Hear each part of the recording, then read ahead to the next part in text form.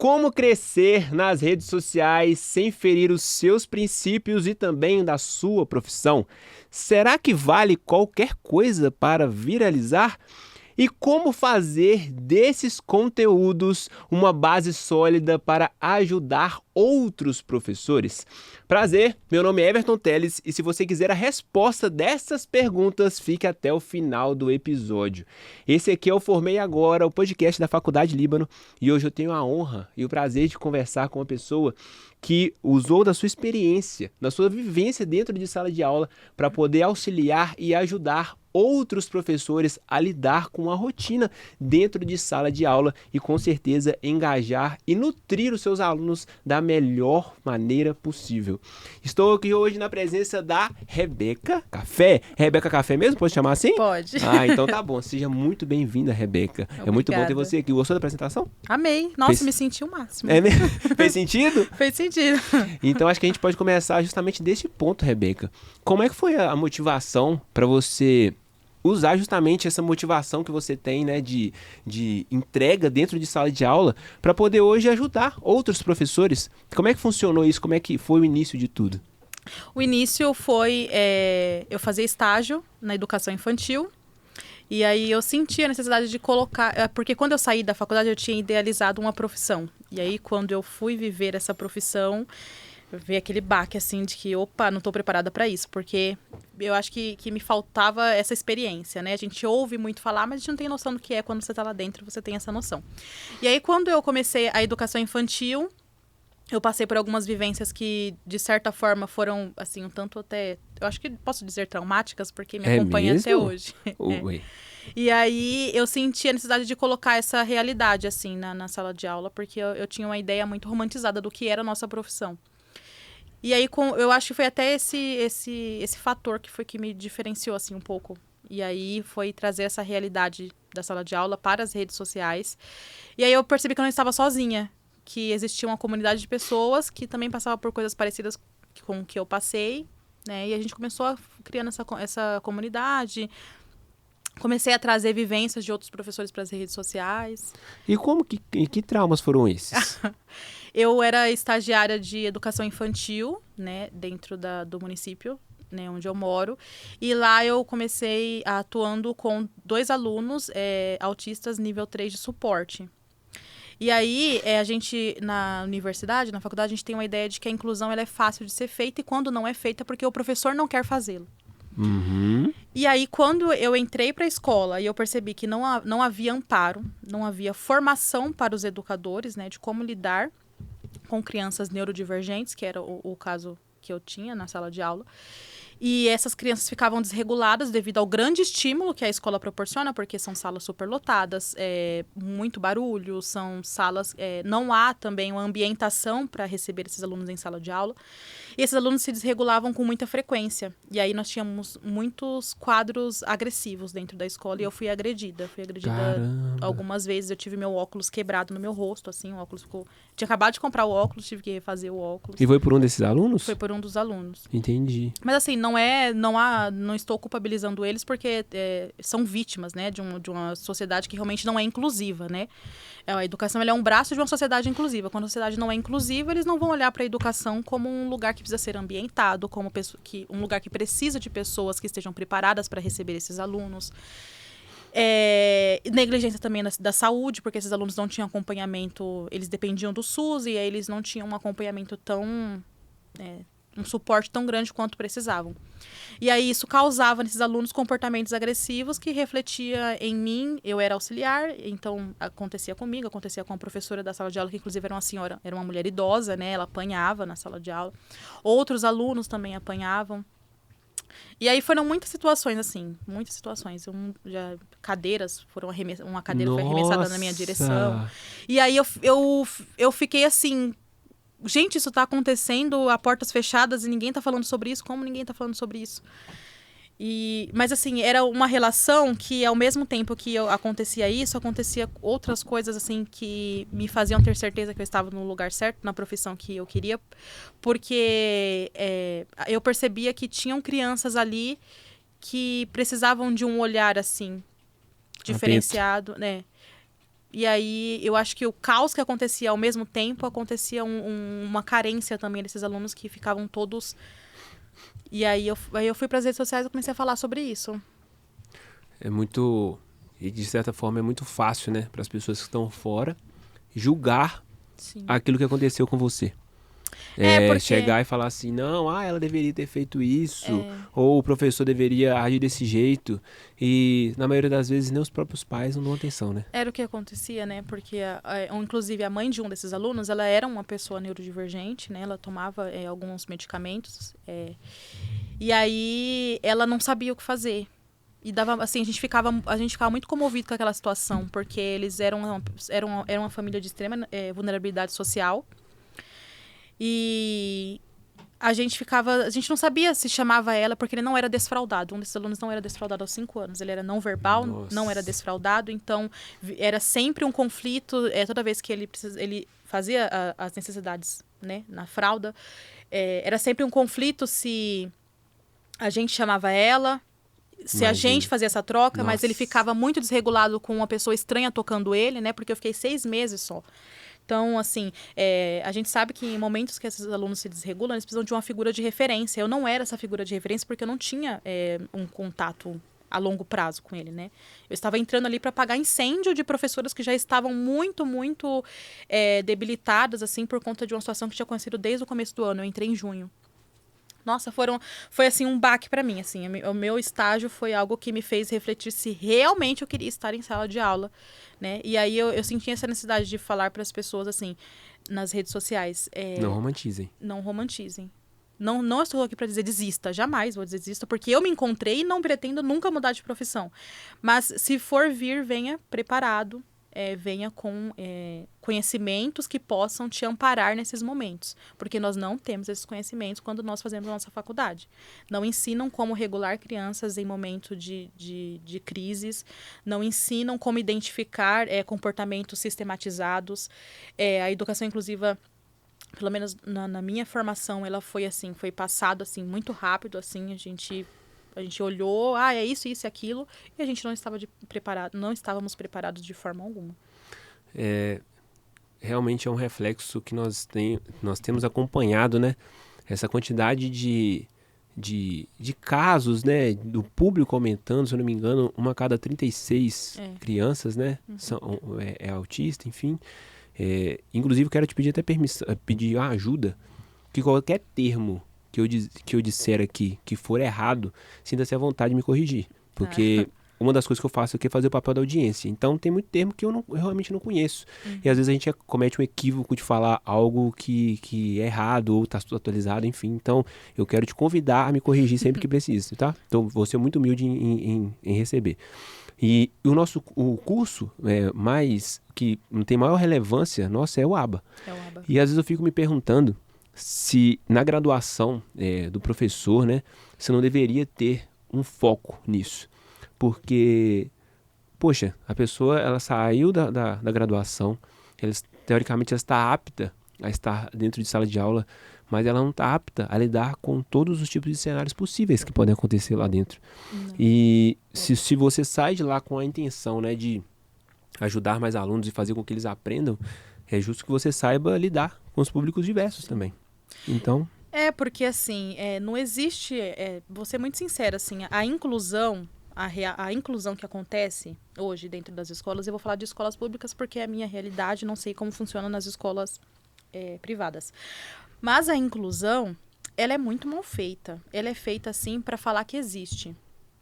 E aí não às vezes as pessoas, quando os professores falam isso, vem de um lugar, vocês querem um trabalho fácil. Jamais que o nosso trabalho é fácil, porque assim, nós temos que lidar com crianças que têm esse laudo, né, dependendo da sua condição, e nós temos que trabalhar com crianças que não têm nenhum tipo de neurodivergências, que não são atípicas e que também têm suas especificidades, com certeza, com suas limitações. Nós temos que falar de contexto social, né? Nós temos crianças em sala de aula que a única refeição que fazem é dentro da escola.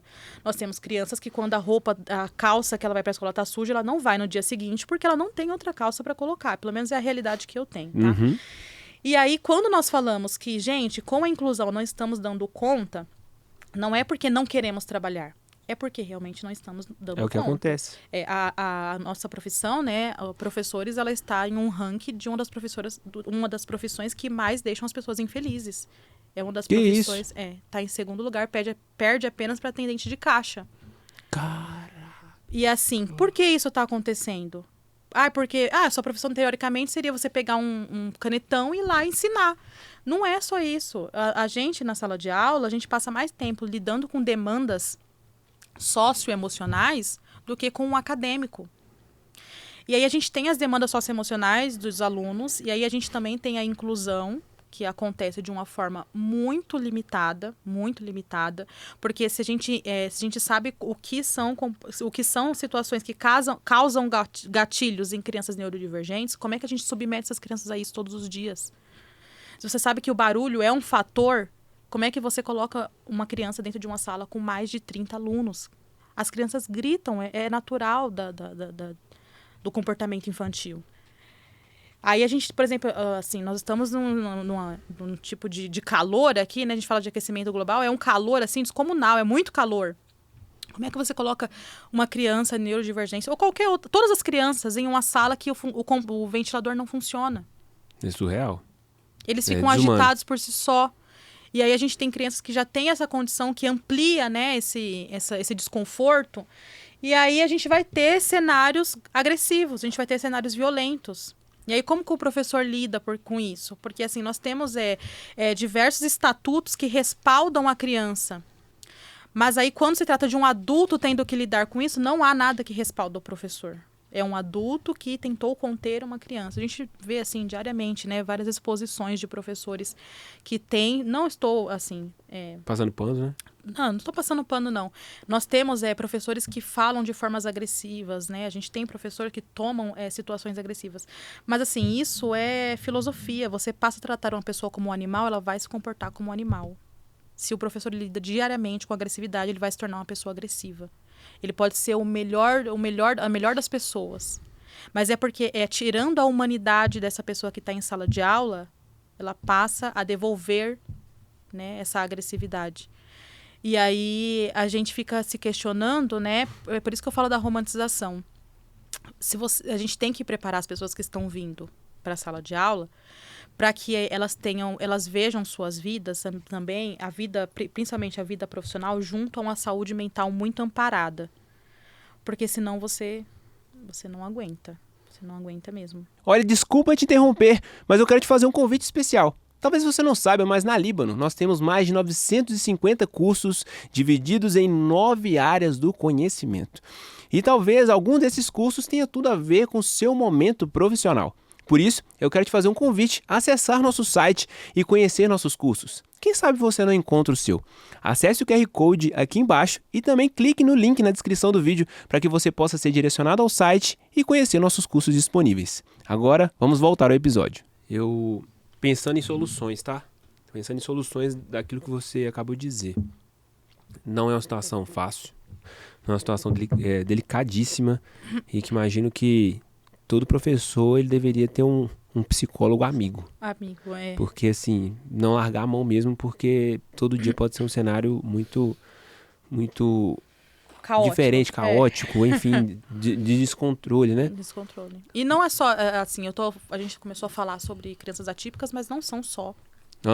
Cenários violentos a gente tem com crianças de diversas condições, assim. Eu não sei como que se você lida com um público de uma classe social um pouco mais favorecida. Mas o público com quem eu trabalho, né, que é um público de uma classe social baixa, né, são crianças que a violência faz parte da vida deles. Eles acham que a violência resolve tudo.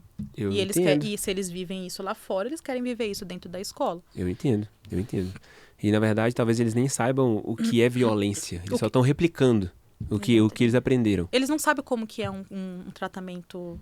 Eles não sabem o que é, por exemplo, eles derrubar alguma coisa e você só falar pra ele, pega um pano lá e limpa. Eles estão esperando que você bata nele, porque ele derrubou alguma coisa. Que essa é a realidade deles. Assim, né? Pensando na solução, você acredita que um dos meios para poder talvez amenizar essa realidade, amenizar esse impacto e lidar melhor com esse cenário é buscar a capacitação, o professor buscar formas de, tipo assim, de angariar conhecimento fora da sua graduação. Você acredita que esse é um caminho? É, porque quando você se apropria do que você executa, né? Os professores, assim, hoje, nós estamos trocando pneu com o carro andando. Então, você está ali vivendo aquilo, você não para raciocinar o que você pode fazer para melhorar ali Pra controlar a situação. controlar a situação, para coisas que possam facilitar o seu trabalho em sala de aula.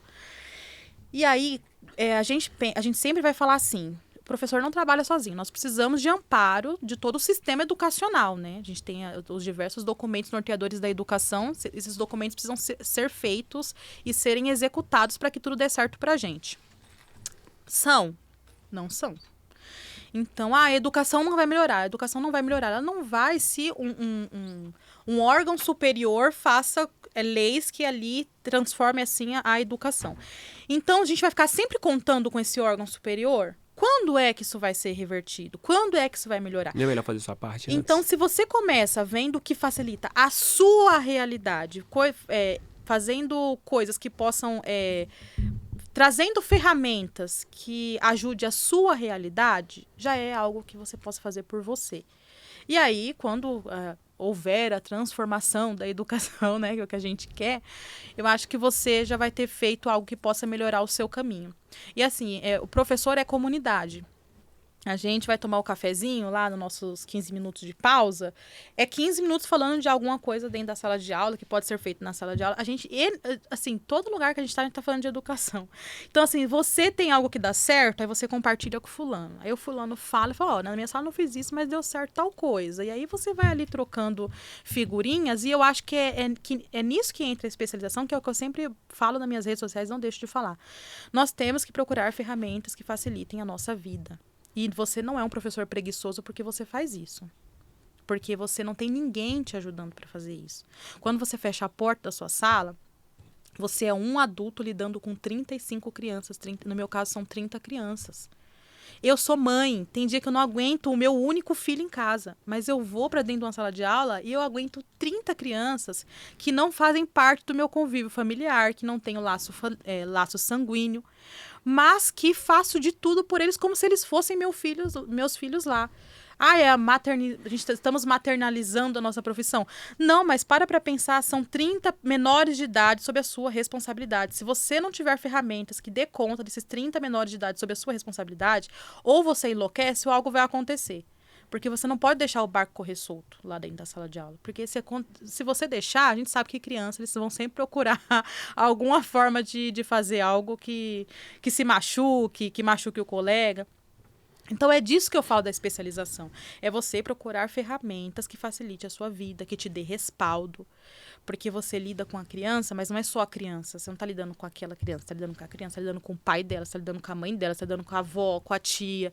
Então, se você se apropria do que você está fazendo e alguém vem até você te trazendo, né, te colocando uma roupa que não é sua, você vira e fala, não, peraí, aqui é assim, é assado, a gente faz isso por causa disso e daquilo. Você pode ter estranhado essa abordagem, mas essa abordagem, o final dela é esse, o objetivo dela é aquele.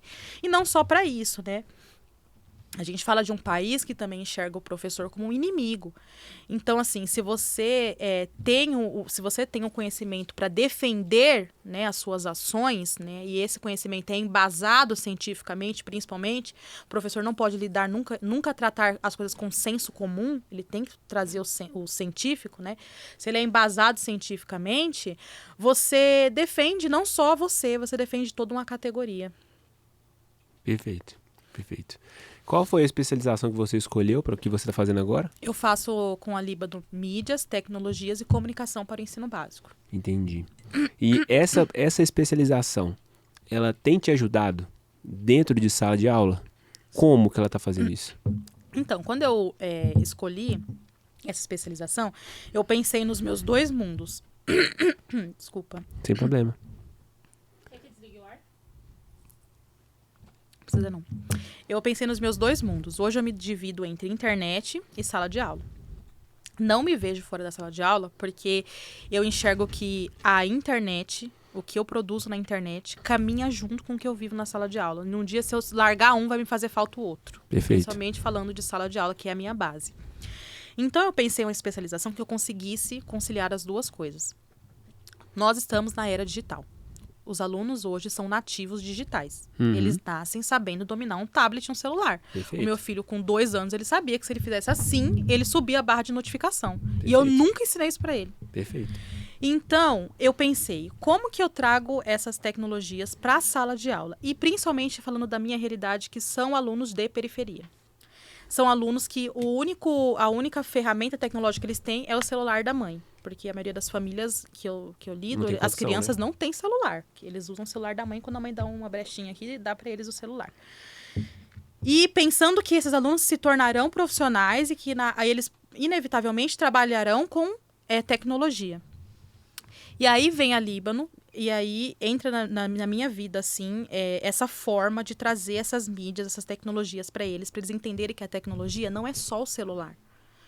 A tecnologia são ferramentas que tragam para eles autonomia. São ferramentas. A gente vai falar de história, quais eram as tecnologias lá no período neolítico, né? Eles fizeram lá as ferramentas para poder fazer a plantação, para poder domesticar os animais. Isso são ferramentas, são tecnologias. Cada tempo vai ter a sua tecnologia. Nem se compara com a nossa tecnologia de agora, né? A gente está falando do pessoal vendendo íris, né? No shopping. Sim. Mas são tecnologias. E aí eu comecei a entender o que são essas tecnologias. E como que eu mostro para eles o que são tecnologias. E como que eles podem produzir tecnologias para facilitar a vida deles, né? E aí eu trago também gamificações para a sala de aula. Eu posto diversos vídeos, eu mostro para os professores como fazer. Assim, às vezes um botão que você leva, eu comprei um botão que eu levei para a sala de aula, fizeram eles entender conteúdos que vão cair numa prova que vai avaliar o desempenho deles no final do ano. E aí, não só isso, você pega um copinho, você coloca um copinho lá, você escreve uma coisa, ele arremessa uma caneta, a caneta caiu lá, então você tem que responder tal pergunta. Você coloca balões na sala, ele estoura o balão, cai um papelzinho. Isso são tecnologias e ferramentas que você traz que não está só ligado à tecnologia que nós conhecemos, que é o tablet e o celular. E eles precisam entender isso. Perfeito. Porque também a gente vai criando uma geração de pessoas acomodadas, só sabem fazer conta se você der calculadora, só sabe escrever um texto se ele for mandar uma mensagem para alguém. Pesquisa só no ChatGPT. Só ChatGPT, né? Não vou falar mal, porque eu também uso, Não, né? todos nós usamos. Mas se você não é. É uma ferramenta, ele não pode ser um fim. Não pode ser o fim, ele não vai fazer o Enem com o ChatGPT do lado dele. Né? Eu uso na sala de aula, eu mostro para eles. A gente foi fazer verbete esses dias na sala de aula e a gente estava com muita dúvida porque a gente estava tendo que pegar informações de tudo quanto é lado para poder fazer o verbete. E aí eu falei, gente, vamos usar o ChatGPT? Aí um menino falou assim, lá só tem mentira. Tá vendo como não conhece? Falei, mas onde você ouviu isso? Não, porque minha mãe ouviu um vídeo de uma pessoa falando. Falei, peraí, calma lá, vamos lá. Se você sabe dominar o ChatGPT e outra fonte de busca, você vai bater se é mentira ou não que ele tá falando. Vamos fazer isso? E a gente fez o verbete lá foi referente Baobá. E a gente fez o verbete, a gente foi batendo informações lá e o que o ChatGPT falou coincidiu com a outra fonte de busca. E é disso que a gente traz as tecnologias. E as mídias também, né? Eu acho muito interessante porque no Brasil, antigamente, pro pobre ascender socialmente, ou ele tinha que jogar futebol, ou ele tinha que aparecer na TV de alguma forma. E hoje em dia, quantas pessoas de periferia tiveram suas realidades transformadas por conta de um vídeo que viralizou? Tornou democrático, né? É democrático, assim, tá na sua mão a ferramenta. É claro que a gente vai falar, assim, a gente tem que entrar em questões sociais, sobre um racismo estrutural, que às vezes dá mais visibilidade para um tom de pele do que outro. Mas se a pessoa não tentar e a gente ficar sempre assim... eu não vou conseguir. Eu não tenho a aparência que as pessoas querem. Como é que você sabe? Às vezes tem uma pessoa que tem aparência próxima à sua que não encontra uma figura de referência e... Quantas jornalistas mulheres negras nós temos hoje na televisão e tudo começou com quem? Glória Maria. Exatamente. E aí você, às vezes, se você não encontra, né? Eu falo muito pra ele, gente, se você não tá encontrando uma pessoa igual a você pra você se espelhar, seja essa pessoa. Que aí tem uma pessoa com o mesmo pensamento que o seu e pode se espelhar em você. Partindo do princípio de que nós somos únicos, eu costumo defender a ideia de que a partir do momento que você não está expondo a sua ideia, você está deixando outras pessoas carentes. Porque elas não estão absorvendo o que você tem. Porque, eu não tenho nada de valor. Às vezes o que você vive, só você vive, só você pode passar isso pra frente. Exatamente. Então, a partir do momento que você se fecha, não é só um ato individualista, mas um também, coletivo, né? também é um ato até egoísta. Ah, tá. Porque isso está privando outra pessoa de conhecer a sua realidade, de resolver um problema que ela tem, por exemplo, Sim. e que as pessoas não costumam ver dessa maneira, sabe? Às vezes elas só pensam só nos holofotes, nos milhares de seguidores. E se você tiver 10 pessoas assistindo seu story, cara, são 10 pessoas. Sim. Qual a oportunidade que você tem na sua vida de conversar com 10 pessoas? É muita É gente. muita gente. Então, assim, você acredita que essa pós-graduação que você está fazendo, ela é necessária para professores, para educadores? Sim. Não só essa, eu acho que eu sempre falo nas minhas redes sociais, não se acomodem. Quando você sai da faculdade, você não pode fechar o caderno, o livro, e ir para a sala de aula, viver. Eu aprendo tudo na prática. Às vezes a gente tem esse ilusório aí, de que, não, a faculdade é só o diploma, o resto eu aprendo na prática. Uhum. Mas assim, a prática hoje tá difícil. É o que a gente falou lá do O pessoal tá começo. achando que é tirar carteira de carro, né? De habilitação. Nem isso, se você não fizer o psicotécnico lá e não passar, você não pega sua habilitação. A prática, hoje em dia, ela tá adoecendo. Então, você vai aprender com o ambiente que adoece? Você não vai para lá preparado? O médico ele vai para uma cirurgia sem ter estudado o caso do paciente dele, o advogado, ele vai lá no tribunal sem ter estudado o caso do cliente dele, o professor, a gente quer tanto a valorização da nossa profissão, mas a gente também tem que fazer valer, né? A gente também tem que parar pra pensar que nós primeiros temos que valorizar a nossa profissão. Eu não posso ir pra sala de aula e ter estudado o que eu vou ensinar pra eles lá. Perfeito. Eu preciso me apropriar do que eu estou ensinando pra eles. E a mesma coisa é as especializações. Qual é a maior dificuldade do professor, né? Nós temos muitas, mas acho que a maior dificuldade é a inclusão.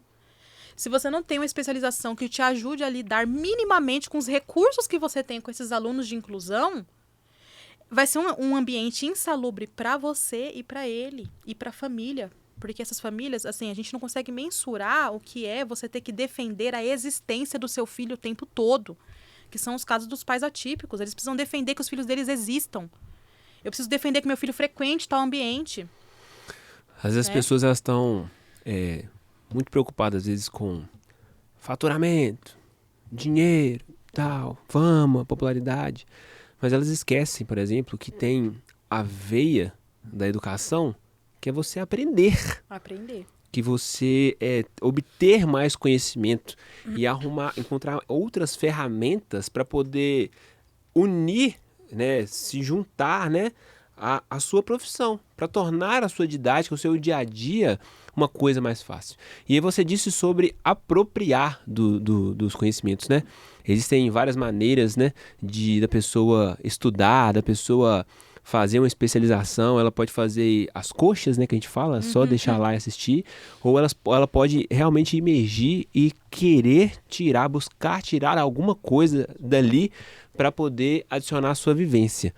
Como que você enxerga a importância dos professores se apropriarem desse conhecimento que eles adquirem para lidarem com os desafios de sala de aula, para eles se defenderem de alguma injustiça, ou até mesmo para poder aplicar no dia a dia, para poder melhorar a sua função, a sua profissão? A gente não pode ignorar que muitas pessoas estão em sala de aula infelizes com o que elas vivem lá, né? E que as pessoas se formaram e talvez ali não seja o que elas esperavam Realmente, fizeram como eu no começo da profissão. Romantizaram e chegou lá, eu que era pauleira e quis voltar atrás. Então, a gente precisa se apropriar não só para uma questão da sala de aula. Porque se você vê que a gente não quer professores infelizes, né? Porque professor infeliz, a escola é infeliz quando os professores estão infelizes, né? E professores infelizes formam alunos infelizes. E aí todo mundo Perfeito. começa a odiar a educação, assim, ninguém sabe qual foi a premissa daquilo. Mas é um sistema de ensino muito massacrante mesmo, é muito... E aí você tá em uma sala de aula e você não está feliz com aquilo, e aí você pensa assim, vou fazer especialização só para minha sala de aula. Vou fazer só para eu aprender a fazer isso aqui. Aí tá. Aí você já pegou aquele conteúdo, aquele tempo, porque você precisa de tempo, você precisa de dedicação, e você dedicou só a sala de aula. Mas não teve o retorno que você esperava. Poxa, não faço mais nada na área da educação. Faço não curso, faço mais nada na área da educação, porque não tem retorno de nada. Mas e se você pensa assim, não tô feliz aqui, mas eu não quero desperdiçar minha graduação aí, minha licenciatura. Se eu fizer uma pós-graduação em, sei lá, pedagogia hospitalar, se eu pensar em ir para outra área, e se eu pensar abrir um espaço, né? Faço uma psicopedagogia, né? Faço algo que seja relacionado a dar aulas de reforço ou atendimento. E se eu pensar na pedagogia administrativa? Sabe, a gente precisa também enxergar a nossa vida para além da escola. E aí que entra as especializações. Você pode, sim, se dedicar à escola, que é o que eu faço. Como eu não pretendo sair da sala de aula, eu faço voltada para a sala de aula. Mas você pode se apropriar dos conteúdos voltados para tantos outros caminhos, sabe? E aí você para de enxergar a educação como o grande mal da sua vida. Porque quando você se interessou para fazer o curso, você enxergava ela como a solução dos seus problemas. E por que ela se transformou no grande mal da sua vida? Porque você foi para a sala de aula e não se adaptou. Caraca. E é um direito que todo mundo tem, porque a gente também... Quando você está em um emprego que você não gosta do ambiente, né? O que você faz? Você vai procurar, vai mandar currículo, vai fazer entrevista aqui e ali. O professor também tem esse direito. Com porque certeza. não é um sacerdócio, não é vocacional. A gente tem que gostar do que faz, porque se você não gosta, você não permanece. Porque não tem como você não gostar e você tá ali porque é você falando. No momento que você. Não existe a possibilidade de você chegar. Hoje eu tô meio tristinho, vou ficar quietinho aqui no meu canto, colocar um fone de ouvido e só aqui no. Não existe essa possibilidade dentro da escola. Você vai falar da hora que você entra até a hora que você vai embora. Você vai chamar a atenção das crianças da hora que você entra até a hora que você vai embora. A gente está falando de crianças que são acostumadas a serem estimuladas por celular, por televisão. Interação o tempo inteiro. Interação o tempo inteiro. E aí, um minutinho de ociosidade, eles tacam fogo na sala. Então, você tem que ficar criando coisinhas ali para ocupar o tempo deles. Você vai lidar, para além da sala de aula, você vai lidar com as vivências que você tem com outros professores, com a sua gestão, com os pais dos alunos. Então, se você faz algo esperando só ter algo em troca no seu setor de trabalho ali, talvez isso não vá te trazer muita felicidade. Então, se apropriar do conteúdo que eu falo é para além da escola, é se apropriar para a vida. Entendi. A gente, às vezes, a gente não tem hobbies. Vai fazer um curso de cerâmica. Você vai trabalhar com cerâmica? Você não vai trabalhar com cerâmica, você faz para poder... Então, eu acho que, assim, se você gosta da educação, tem tantas coisas que você pode fazer para além da educação, sem deixar a educação. É que as pessoas têm muita preguiça de aprender, né? Eu acho que é um cansaço. Eu acho que é um cansaço. A gente é muito cansado, assim. A gente tem muita... eu sou uma pessoa muito cansada também. É um cansaço porque demanda muito da gente. Então, a gente quer o fácil. Só que a gente também, se a gente quer o fácil, a gente também tem que arcar com a consequência desse fácil. Sabe? Aí eu vou fazer uma faculdade só para aumentar aqui o meu salário. E aí entro lá, pego o chat GPT, faço as questões aqui e pronto. Então você então, arque com a consequência de você querer ter feito uma especialização só para aumento do seu salário. Não espere que a sua vida vai mudar por conta desse curso. E não ache que é um curso perdido porque não mudou sua vida. Porque, assim, eu acho que a gente também tem que pensar, assim, nas coisas a gente tem que pensar nas coisas fora da casinha da sala de aula. Eu penso, assim, né? Que foi o que aconteceu comigo. Mas não foi uma escolha minha. Quando eu comecei nas redes sociais, né? A gente vê redes sociais, a gente pensa assim, o que dá certo em rede social? Dancinha. E, assim, o pessoal quer ir pra rede social pra rir, pra se divertir. Ninguém quer ir pra rede social para ver as mazelas da educação e como a educação está indo, né, para um caminho, assim, um tanto tortuoso. Mas eu assumi esse risco. Eu assumi esse risco de falar o que estava acontecendo na educação a portas fechadas, que ninguém estava sabendo. E aí, quando a gente ouvia falar de educação, era porque um professor fez uma coisa, assim, extremamente, criminal. Então, aproveitando esse gancho, você considera, a primeira pergunta pode responder só com sim e não mesmo. Você considera que esse desabafar nas redes sociais deixou as coisas mais leves? Olha, alguns momentos sim, porque aí eu não falo que deixa leve pra mim, eu falo que deixa leve pra quem desabafa comigo, porque meu direct lá a gente tá o tempo todo trocando experiências e conversando, mas, por outro lado, não deixou tanto pra mim, porque eu comecei a absorver a vivência de outras pessoas. Se a minha já tava difícil, eu comecei a absorver de outras pessoas, né? Mas, a partir do momento também que a gente sente que não está só, isso traz um conforto. Porque leve não fica, porque você vai viver aquilo todo dia. Você vai vivendo aquelas situações diariamente. Só que essa transformação na sua profissão como um todo, a partir das redes sociais, acabou trazendo outros benefícios além da conexão com os professores. Sim. Você recebeu novas oportunidades, Sim. né, de parte financeira mesmo, de evoluir na carreira, né? Você acredita que os professores talvez devam olhar para esse lado, para poder divulgar mais a sua experiência, e que você também é uma prova disso a partir da pergunta que a gente fez no começo, né? Como crescer nas redes sociais sem ferir os próprios princípios e valores da profissão. Você é um exemplo disso. Então, você acha que dá para os professores fazerem isso sem ferir aquilo que eles acreditam, que eles defendem? Sim, assim. Mas assim, eu não posso desvincular isso ao objetivo de vida da pessoa, né? Uhum. Nós sabemos, assim, como em toda profissão, todo lugar, você vai encontrar pessoas que sejam capazes de tudo por dinheiro. Sim. Eu acho que isso está mais atrelado ao que a pessoa procura como objetivo de vida do que a profissão em si. Mas eu acho que as redes sociais tornam uma possibilidade. Sem dúvidas é uma possibilidade para os professores. E aí a gente volta nesse círculo vicioso, né? Se a sala de aula não te faz feliz, existem outras possibilidades. As redes sociais é uma, sem dúvida é uma possibilidade. Assim como a gente já comentou que é uma possibilidade de transformação de vida de pessoas que antes eram invisibilizadas, né? E a gente tem professores que estão aí formando outros professores, que estão aí ensinando para pessoas, para alunos, nós temos professores para o pessoal que se forma para o Enem, nós temos professores para o pessoal que se forma para concursos públicos. Assim, eu acho que o professor é a base de toda a profissão. É a base de toda a profissão. E aí, se antes nós não tínhamos essas mídias, né, que amplificavam nossas vozes, agora nós temos, né? Então, existe a possibilidade, sim, e pessoas que estão muito bem financeiramente, né? Eu não vou ser hipócrita de falar que a rede social não me trouxe nenhum retorno financeiro. Ela me trouxe, sim, retornos financeiros, e aí foi aí que eu enxerguei que eu poderia unir as duas coisas. Que é trazer para as pessoas, né, voz, né? Nas minhas redes sociais, eu até fiz com a Líbano um tempo um quadro que se chamava Nenhuma Experiência Individual. Porque a Líbano trouxe para mim, né, essa voz, né? Ela amplificou a minha voz, assim, de falar abertamente sobre as coisas que estavam acontecendo. E aí eu consegui trazer para que outros professores falassem também. E isso foi muito bacana. Porque, assim, a gente vai ouvir sempre o final da história. Mas como que aquilo resultou nisso? Sabe, a gente vê as coisas nos noticiários que falam, que deixa a gente triste mesmo, sabe? Fala, um professor fazer isso, uma escola fazer isso. Mas como que chegou nisso? Não foi de uma hora para outra? Qual foi o desenrolar dessa história? Teve um contexto. Tem o passado do vilão? Qual é o passado do vilão? Exatamente. Que contexto foi esse?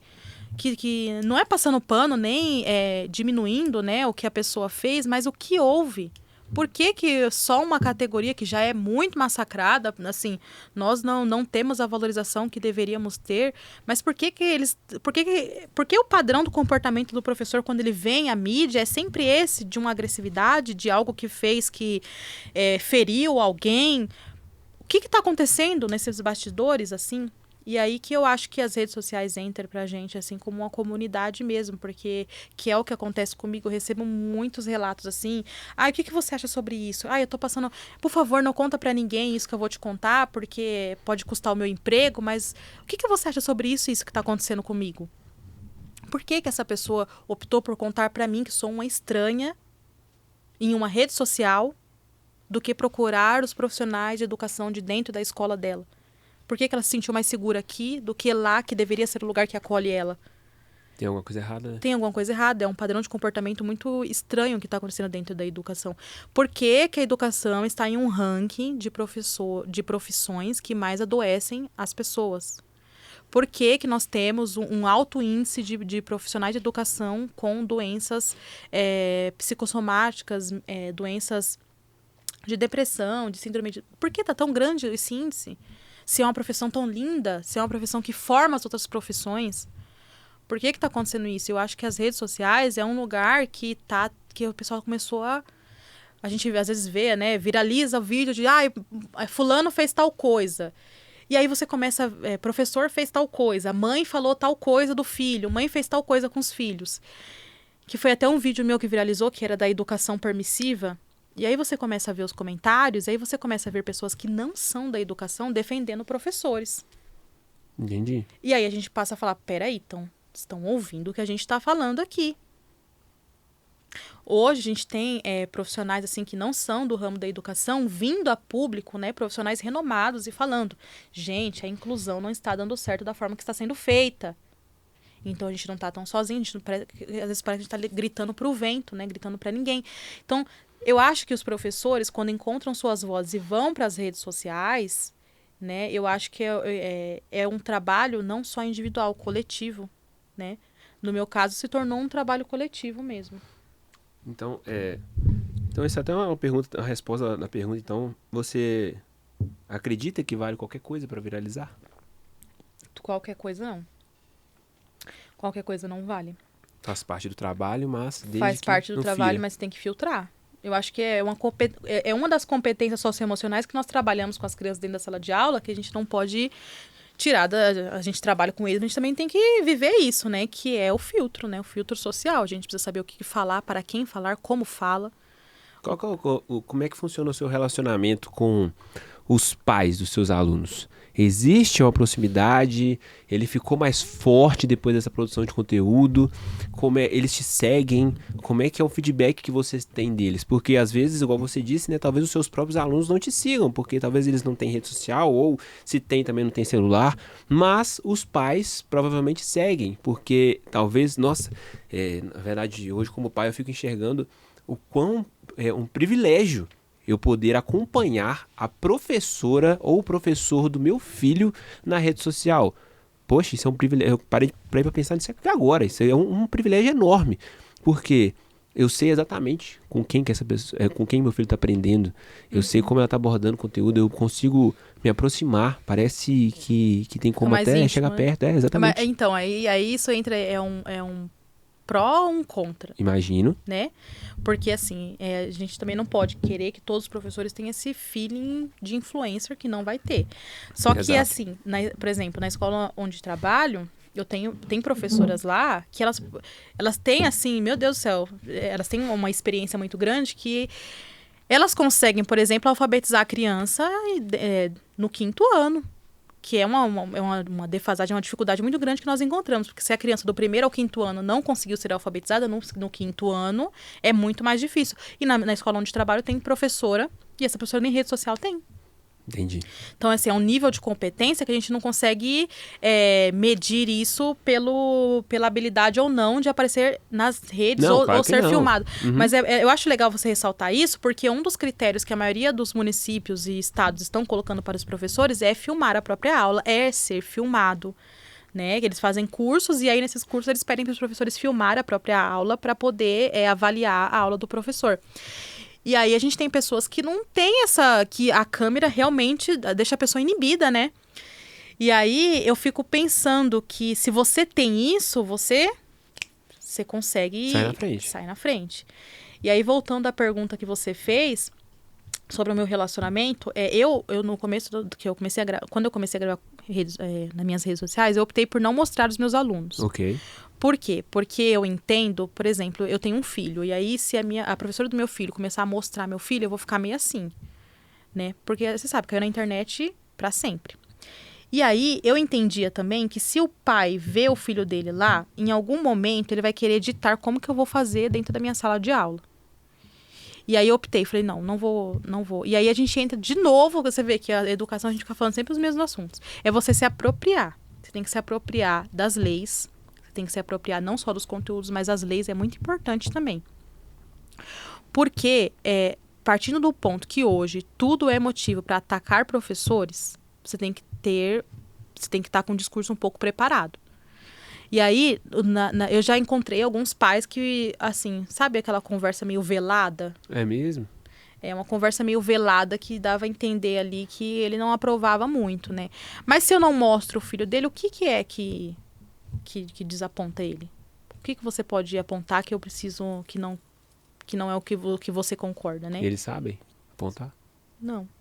Porque você sabe que às vezes a gente trabalha nas redes sociais, a gente... É só pra querer reclamar, então. É só porque tá...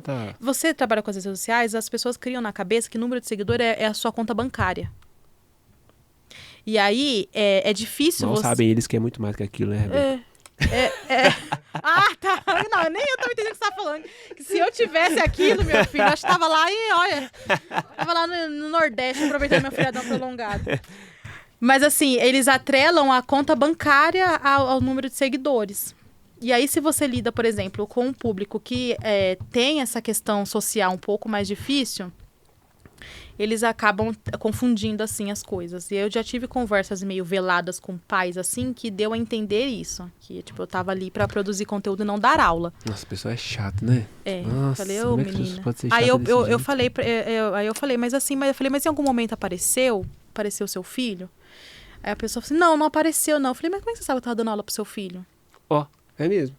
Aí ele pegou e falou, não, é porque ele comentou. Eu falei, então, mas aí eu também comento muita coisa, né? Não, que povo chato.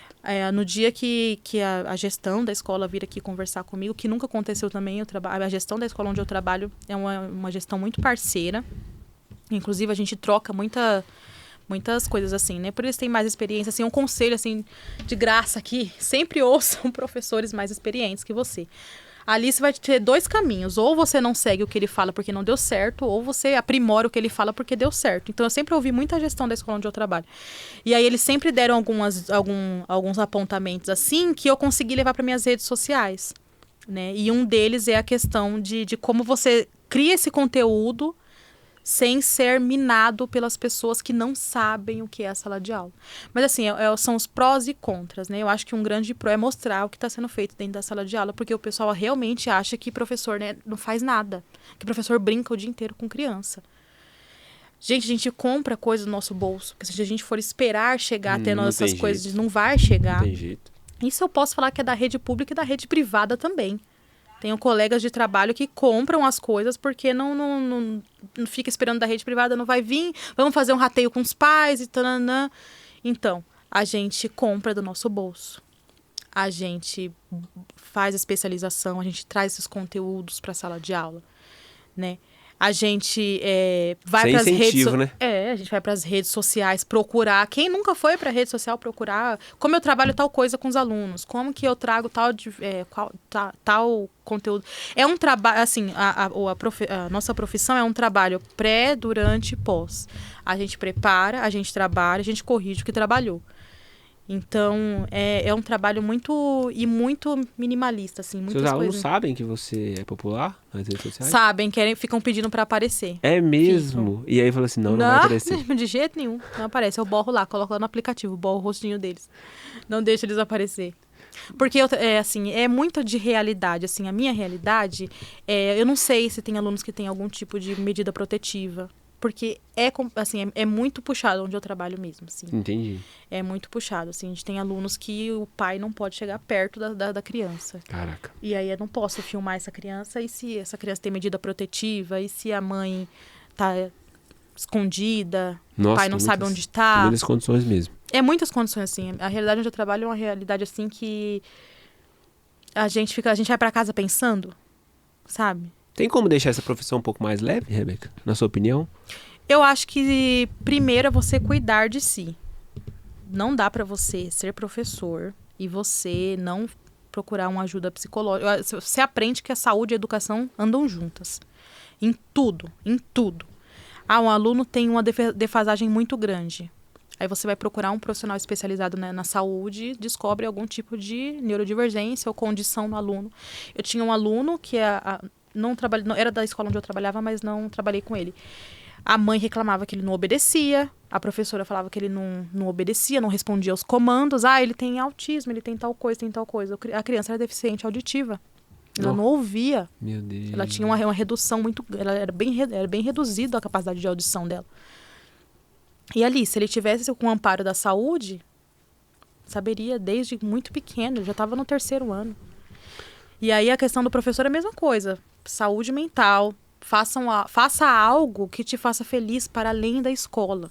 A escola não pode ser seu único objetivo de vida, porque você vai adoecer. Porque ali são pessoas que são transitórias. Os alunos são transitórios. Sim. Passou o ano, você está com outra turma. A não sei que você pegue de novo, mas não vai ser para toda a vida. Os alunos são transitórios, né? Eu ia te perguntar agora quais conselhos que você daria para os recém-chegados na área da educação, mas eu acredito que vai muito de encontro ao que você acabou de falar, né? que é sobre não ficar parado, sobre buscar conhecimento, sobre preocupar com a sua saúde, ouvir quem tem mais velho em profissão. Tem mais alguma coisa que você falaria para poder aconselhar esse novo professor que está chegando?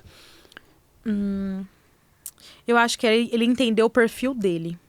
Às vezes a gente tem professores que não se dão bem em alguma sala. E, por exemplo, eu sou uma professora... Desculpa. Sem problema. Eu acho que é o professor entender o perfil dele. Você tem que entender qual é a faixa etária que você consegue conversar.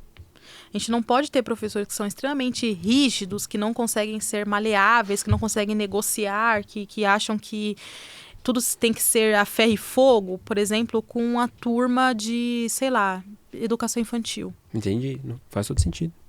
Não vai dar certo. Principalmente, eu acho que a gente, primeiro de tudo, entenda a realidade social do seu aluno. E entenda a geração para a qual você está dando aula.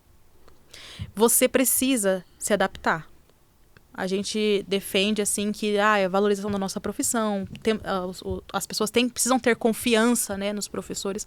Mas se você não for maleável, você vai quebrar. Porque você precisa se adaptar, você precisa entender qual é o jeito da sua turma, você precisa entender qual é o perfil que você consegue trabalhar. Eu já entendi que eu sou uma professora que eu não consigo trabalhar, por exemplo, com Fundamental 2. Entendi.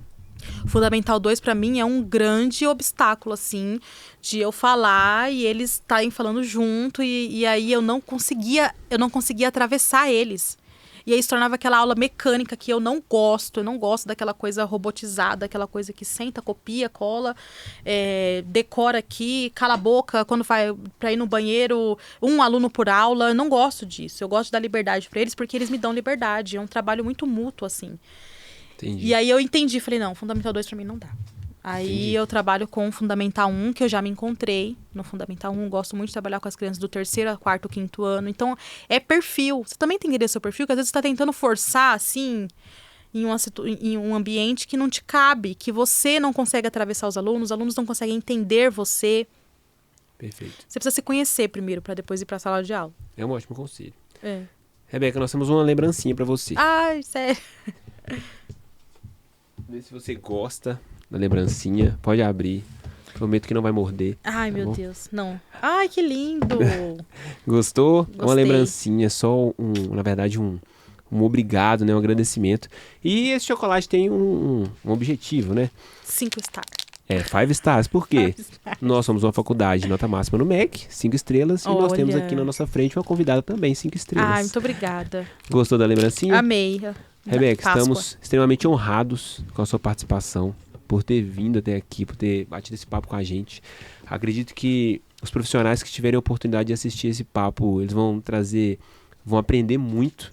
É muito revelador. Realmente não é qualquer pessoa que tem a disponibilidade e talvez a dar a cara a tapa para poder falar o que você disse. Então acredito que seja um ótimo norte para que eles possam seguir na profissão deles. Então eu te agradeço muito e eu quero saber agora o seguinte, como que as pessoas podem te encontrar? Como que as pessoas podem chegar e desabafar com a Rebeca? Ah, bem não, gente. Eu não conto nem dos meus problemas. Não conto nem dos meus. Mas virou mesmo. Nas minhas redes sociais a gente criou uma comunidade lá e a gente vai conversando, né? Eu falo, não é desabafo, é trocando experiência. Ah, entendi. Qual que é o seu Instagram? Nas minhas redes eu estou como Prof. Rebeca Café. Perfeito. Rebeca, muitíssimo obrigado por você ter Obrigada vindo a vocês aqui. pelo convite. Foi Os professores incrível. não são dificilmente convidados para podcast. Acham que a gente é quadradinho assim. Não, mas legal, aqui não. A gente é legal, Mas gente. aqui não. Gostou? Amei. Então tá bom. Você que ficou até aqui, eu só quero te fazer um convite. Por favor, compartilhe esse episódio. Compartilhe esse episódio com aquele amigo seu que talvez, ou amiga, né, que já está na área da educação, mas está insatisfeita, não sabe para onde ir, talvez está achando tudo muito pesado, mas que existem outras maneiras de você lidar com isso. E a informação, ela nunca vai ser algo desperdiçado. Você vai usar mais cedo ou mais tarde. E ouvir de pessoas que estão vivendo isso, estão no mercado de trabalho, tem um valor enorme. Então, por favor, não desperdice essa oportunidade de compartilhar com outra pessoa. Espero que você tenha gostado. Eu te espero no próximo episódio e um grande abraço. Tchau, tchau. Fique com Deus.